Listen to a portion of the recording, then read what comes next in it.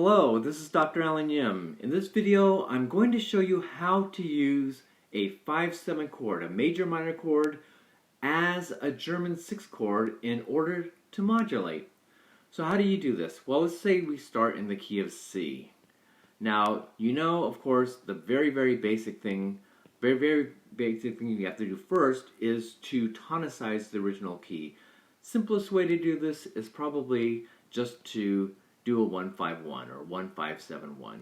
There are other ways of doing it, of course. You can stay on 1 for a long time, but this little bit here, the 5-7-1, this is really critically important, I'd say, because this sonority is unique in the scale, diatonically. It's the only place that you get a major minor seventh. So it also has the leading tone leading up to Do, and the Fa moving down to Mi, the seventh of the chord resolving down, which perhaps is even more important. And when you hear that, it really identifies what key you're in. So, no question that that is Do. Okay, let's go on from there now. After that, you can reinterpret the 5-7 chord, whoops, let's put it down here, as a German 6 chord. Whoa, okay, let's try that again. Okay, so 5-7, we are going to reinterpret this as a German 6. And let me put it like this. Plus 6, well, no, sorry, I lied. Let's put it like this. Okay, so we're going to keep the same chord, but now we are going to interpret it as a German 6th. And the key that we'll be moving to is a half step lower. If you use a normal dominant 7th, this is the typical relationship here. It's a way to move a half step lower. Well, I'm going to give you one more example of this, but this is one way. And we know that this is a predominant chord, so typically the German 6 goes to 1-6-4 or 5. 1-6-4 avoids parallels, it makes it a little bit easier. So this is going to be B over F sharp, and then 5, F sharp, maybe we can make a 5-7, and 1. Okay, something like this. And it would sound like this. So if you're writing a piece of music, of course, somewhere along the way you tonicize, and then when you go back here, you're going to go to B over F sharp. And then,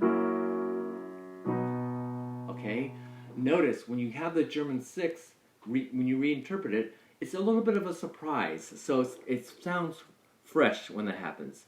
Let's give another example here. Suppose you have, now this is the more typical use of it, or maybe I shouldn't say more, but it's a very typical use of it. And that is, instead of doing 5-7, you can also have 5-7 of 4, like this. And then if you do this, the key relationship is going to be slightly different. Okay, so let's see if we can think about what this is going to be. All right, so here, C, G7, C. Now here, 5-7 of 4 is C7. And now we're going to interpret this as the German 6. This time we're going to go to D flat. Nope. Or, that doesn't seem right to me. G7. Okay, so, no, we're going to go to E. Okay, so let me erase this. How do I know this? Okay, so, to figure this out, this is, the C is it's the flat 6. Okay, so it's a flat 6 in one key, it's in the flat 6 in the key of E major. So that's one way of doing it.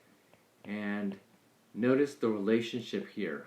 Okay, here we have a major third apart for the two keys. Okay, hopefully I did this right.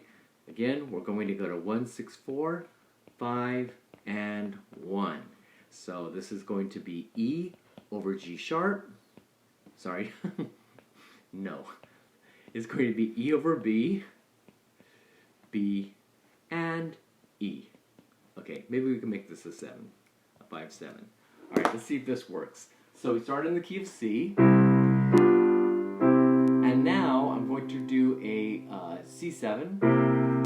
Okay, and now instead of, you expect this to go to F, right? And then we can, but instead of, we go like this. fresh that sounds. It's a little bit surprising. Okay, so there you go. That's the reinterpretation of a dominant seventh, but this time 5, 7, 4, going to the new key. That's a major third higher than the starting key rather than a step down. Okay, that's it for this video. Thanks for watching.